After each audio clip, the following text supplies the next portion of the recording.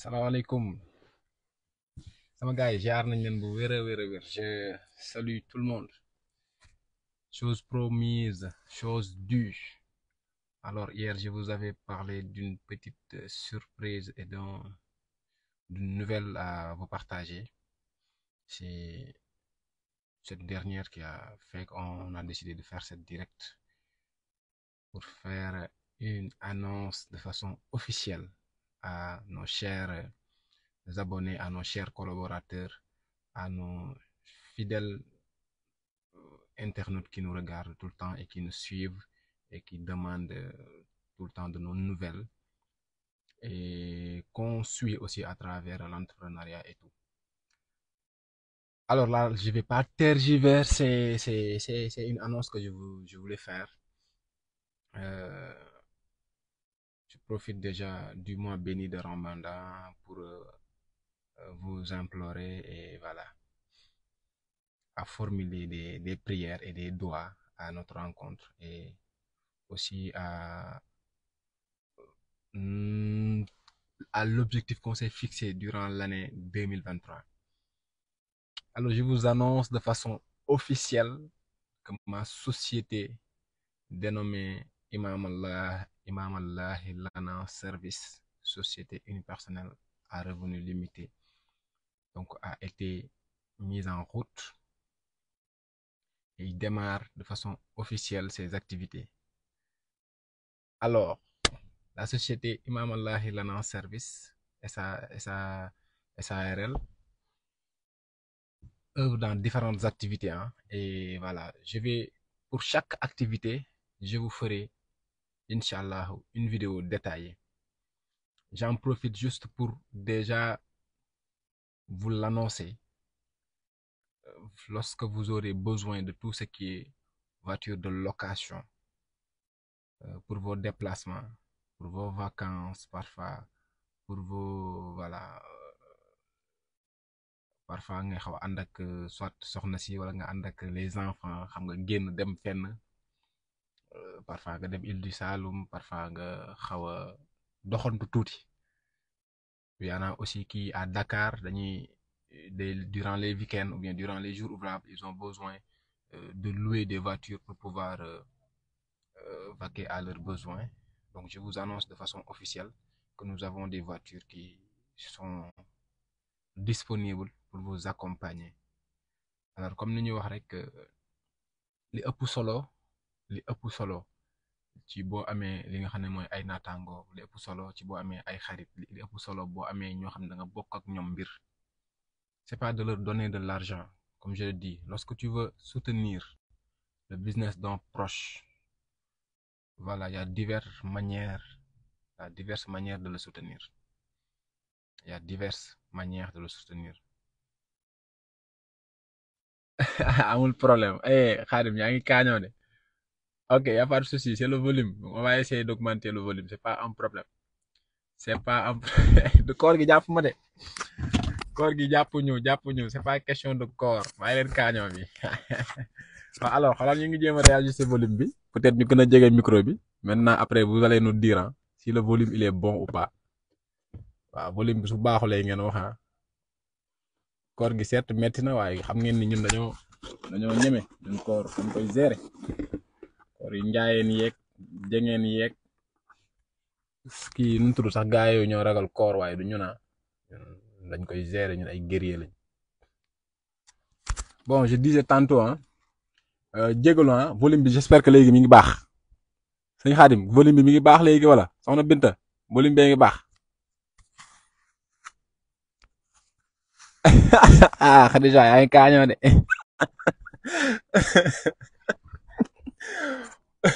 Volume bee ngi baax Khadija volume bi baax na j'espère donc super ñu ngi ciy tuub bu baax a baax alors li ma leen doon wax sànq c'est plus en rapport avec suñu société Imam Allahi Lana Service SARL boo xam ne dañoo démarrer suñu activité société boo xam ne la ça œuvre dans plusieurs domaines comme ni ma waxee woon rek dinañ jël pour chaque vidéo ñu jël domaine bu précis ñu expliquer leen ko en détail tey jii lu ñuy njëkk a def rek moom mooy lan premier domaine bi nga xam ne moom la ñuy leen di annoncé en détail moom mooy lan Imam Allahi Lana Service SARL mi ngi ci dans tout ce qui est location vente de véhicules de voitures. Donc lorsqu'on parle de location de voitures, il y a des locations courte durée, il y a des locations longue durée. Voilà, il y a des locations avec chauffeur et il y a des locations sans chauffeur. Donc yooyu yëpp mi ngi disponible dans notre société Imam Allahi Lana Service SARL. Alors yéen ñi nga xam ne peut-être yéen ñuy déglu ak yooyu, il vous arrive parfois d'avoir besoin de louer des véhicules pour vos déplacements, des véhicules pour vos petites vacances en famille, des véhicules pour aller voilà, à la plage et tout, ou bien des véhicules aussi pour pouvoir vous déplacer au niveau de Dakar. Parfois même y en a yoo xam ne dañuy bëgg dem à l'aéroport, parfois dañuy wax naan ban oto moom mooy yóbbu par-ci par-là. Donc tous ces services-là ils sont disponibles et on vous les offre. Voilà, on vous les offre dans notre société. Voilà, il y a comment on appelle, des affiches qui seront bientôt disponibles au niveau de la page, de ma page Dr Babacar Diop l'officiel. Voilà, je vous exhorte déjà à partager de façon massive et à continuer de nous suivre et de nous soutenir. Hein. Et comme je le disais tantôt, lorsqu'on veut soutenir le business d'un proche, c'est pas l'argent qui est le plus important. Lorsqu'on veut soutenir le business d'un proche, ce qu'on doit faire le plus souvent, c'est de partager ses contenus, c'est d'aimer ses contenus, xool li nga xam ne moom mooy wax dëgg yàlla mi ngi ciy dugg ñu jéem ko cee soutenir. Bu weesoo loolu tamit soo amee benn soxla boo xam ne par rapport au service bi nga xam ne moom lay joxe, comme tey jii je prends l'exemple. Premier point bi ma décidé waxtaan tey moom mooy lan dans la location de véhicules. Alors ñëpp ñoo xam ne peut-être ñi ngi may suivre bu ñu demoon ba jëmmi jamono ñu soxla louer benn oto wala ñu soxla jënd oto, en ce moment-là le meilleur moyen de nous soutenir c'est de venir louer nos véhicules. Vous voyez, donc lorsque vous allez venir louer nos véhicules, en ce moment-là vous nous soutenez et vous participez déjà à l'agrandissement et à l'évolution de li nga xam ne moom mooy l'entreprise bien société bi nga xam ne moom lañ mettre en route. Donc on décidé pour pouvoir le partager avec vous car ñun yéen la ñu am, ñun on a que nos abonnés, nous on a que le Sénégal et voilà, c'est le Sénégal moo ñu ñor. Donc tout ce qu'on pourra faire pour pouvoir faire développer notre Sénégal, on le fera. Et comme je le dis, hein, on est à l'ère de l'entrepreneuriat. Donc on doit se soutenir mutuellement. On doit se soutenir mutuellement. Alors il y a Djende Diagne qui demande à participer. Ok, il n'y a pas de souci, je t'autorise. Elle demande à participer au direct. Voilà, il n'y a pas de souci, tu peux rentrer. Hein. Donc mbir mi ngi noona. Alors comme ni ma leen ko waxee woon démb gis naa ne gars yi commentaire yi ñenn ñi waaye da ngay takk ñaareel ñi naan voilà da nga am doom ñi naan madame ñi naan da ngay marié wu. Bon moi je me suis marié depuis plus de 6 ans donc pour gars yi ngeen xam ko man takk naa soxna bu yàgg quoi peut-être kay bu ñuy kii kay ñaareel la ñuy wax waaye pas takk aaw quoi. Voilà et aussi yàggul dara le 3 décembre passé. Le 3 décembre passé, j'ai eu une magnifique fille. Je l'ai dénommée Sokhna Mariam Rassoul Diop. Voilà, d'y profiter déjà de cette occasion pour lui faire un gros bisou, ainsi qu'à ses frères et à mon épouse, hein, qui ne cesse de ménager aucun effort pour la réussite de toutes nos entreprises. Donc, ñu ngi ko ci wax dëgg yàlla jaajëfal bu baax a baax car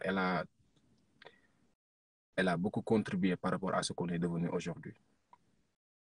Donc elle a beaucoup contribué à cela. Donc, comme ni may wax rek un jour j'ai eu à tuer cela.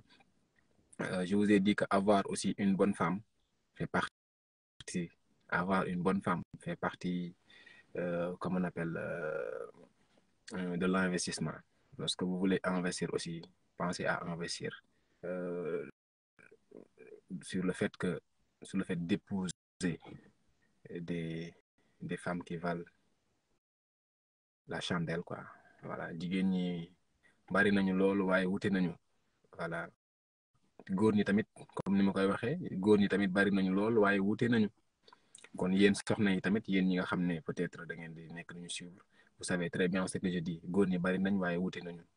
Donc li ñu bëgg moom mooy wax dëgg yàlla kenn ku ci nekk nga ut la personne qui est adéquate, la personne qui est adéquate par rapport ak yow say besoin ngeen ànd te yàlla rek taxa comme ça activité bu ngeen mënti def tamit suñu borom dina ci def tawfeex de telle sorte que mu mën a développer wu. Chercher choisir le bon homme mais aussi chercher choisir la bonne femme car ensemble comme je le dis toujours seul on peut aller très vite mais ensemble on ira toujours très loin. Ensemble, ensemble, ensemble. Donc n'hésitez pas à faire appel à nos services en cas de besoin de location de véhicules. À toutes les personnes qui sont au niveau de la diaspora, lorsque vous allez venir en vacances aussi au Sénégal, n'hésitez pas aussi, vous pouvez contacter notre société Imam Allah Lana Service pour pouvoir profiter de nos véhicules avec ou sans chauffeur, comme je le dis, avec ou sans chauffeur. Vous pouvez faire appel à nous. Donc, c'était l'annonce que je voulais vous faire. Et voilà, là, il y a le travail qui nous appelle. dañuy jug léegi dugg ci àll bi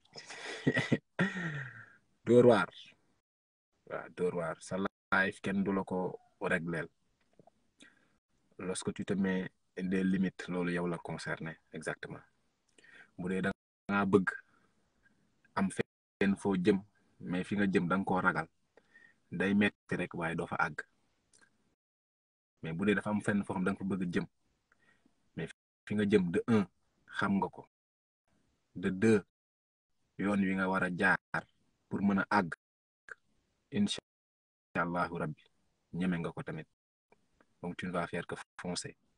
Alors soxna Awa lan moo nekkoon question bi foofu soxna Awa Diouf ak ma lakkal xaaral ma xool Awa loo posé comme question foofu xaaral ma xool Awa est-ce que la location sera disponible pour les longues distances, c'est-à-dire d'un pays à l'autre? Ok. Pour le moment, peut-être dans le futur, mais pour le moment, les locations à longue distance, pour le moment, on ne l'a pas encore prévu. Mais Inch'Allah, comme ñun li ñuy fonctionner, ñun suñu activité, c'est la demande qui conditionne l'offre. Plus il y a une demande et qu'on y fait une évaluation, on se rend compte que voilà, il y a une possibilité qu'on puisse développer ce secteur. Nous, on n'hésite pas. Ñun zéro hésitation quoi. Dóor waar rek. Ñun dóor waar kese. Ku ñu xam-xam ne ñun dëgg yàlla suñu dëgër fit weesu na foofu. Mais bon, après des études, bien sûr, après une évaluation stricte du besoin, ñu xool les tenants et les aboutissants. Ñu xool li nga xam ne moom mooy la capacité bi nga xam ne mën nañoo répondre. Donc soxna Awa Diouf, Inch'Allah aussi on va faire l'étude par rapport à ça. Lorsque vous parlez d'un pays à un autre, supposons, donnez-moi un exemple. Actuellement, vous êtes dans quel pays et voilà, vous voulez louer les voitures pour quel pays et quel pays exactement. Donc, répondez-moi en commentaire. Comme ça, Inch'Allah, après, l'équipe qui est derrière se chargera de faire les études pour pouvoir voir est-ce que c'est réalisable ou pas. Mais ce qui est sûr et certain, dans l'avenir, on essaiera de faire le nécessaire pour que ça soit possible. Mais pour le moment, toutes nos locations, c'est au niveau du Sénégal. Au niveau du Sénégal. Il y a des véhicules qui sont destinés exclusivement à rester au niveau de Dakar. Voilà, qui vont tourner au niveau de Dakar. Comme ni ma koy waxee gars yi ñu nekk Dakar te tamit suñu tarif c'est des tarifs qui sont exceptionnels. Vous avez des véhicules qui sont voilà au top avec des tarifs qui sont exceptionnels, je vous le dis. c'est cadeau, hein, c'est cadeau par rapport à ce qui se passe actuellement au niveau du pays, par rapport aux différents tarifs qui existent au niveau de Dakar et environnant. Nous, on a décidé d'allier un service de qualité avec des véhicules au top climatisés, voilà, et tout, hein. Voilà, sincèrement, avec une sécurité optimale. Parce que, comme nous savons, les détails, ça compte chez nous. Les détails, ça compte chez nous. Donc, n'hésitez pas, hein, n'hésitez pas à faire appel à nos services. Imam Allah, l'ana service est là pour vous assister. Imam Allah, l'ana service est là pour vous aider déjà à voyager de façon cool, bien sécurisée, avec des climatisations extraordinaires. Temps yi dafa tàng dëkk bi dafa tàng donc faites appel à nos services. Laissez des commentaires, hein, si vous avez besoin beaucoup plus. Déjà, on va laisser un numéro boo xam ne voilà pour ñi nga xam ne d'ores et déjà ils voudraient soit réserver ou bien ils voudraient savoir les tarifs ak yooyu noonu yëpp. On va laisser un numéro en commentaire boo xam ne di ngeen ci mën a woote pour avoir des nouvelles. Inch'Allah Rabbi. N'hésitez pas à laisser en commentaire, hein, vos questions, vos suggestions. Et voilà, dites-nous déjà par rapport à li nga xam ne moom mooy activité bi. Est-ce que jotoon ngeen ci am voilà yenn expérience, hein, sur des choses à faire, sur des choses à ne pas faire. Donc dites-le nous en commentaire parce que vos avis, encore une fois, ça compte. Parce que ñun ñoo leen bëgg satisfaire te ki nga bëgg satisfaire il faut nga koy laaj avis pour que nga mën a adapter le service à ses besoins exactement. Donc dites-nous en commentaire lépp loo xam ne seen xalaat la nan la ñuy def ba améliorer nan la ñuy def ba mën a satisfaire de façon top nos clients parce que c'est vous en réalité nos clients. Donc dites-le nous en commentaire, Inch'Allah. Sur ce, bonne journée. Ngeen baal ma àq bu baax a baax sama gaay njaayeen yeeg siyeen yeeg jaata yi koor gi tey ñaata fan lañ am sax ana ñu ko jàpp wax leen ma commentaire en commentaire koor gi ñaata fan lañ am jamono jiñ toll ana njaayeen yi ak ñoo mën a compter boo waxee koor gi ñaata fan lañ am rek ñu ne la instant yi nii est-ce que waaju ñu am 10. Bien des choses à vous et Inch'Allah à la prochaine. Restez scotchés. D'autres vidéos vont s'en suivre pour vous dire les autres activités de Imam Allah et Lana, service SARL. Sur ce, portez-vous bien et n'oubliez pas, seul on peut aller vite, mais ensemble, on ira toujours plus loin. Je vous remercie à vous.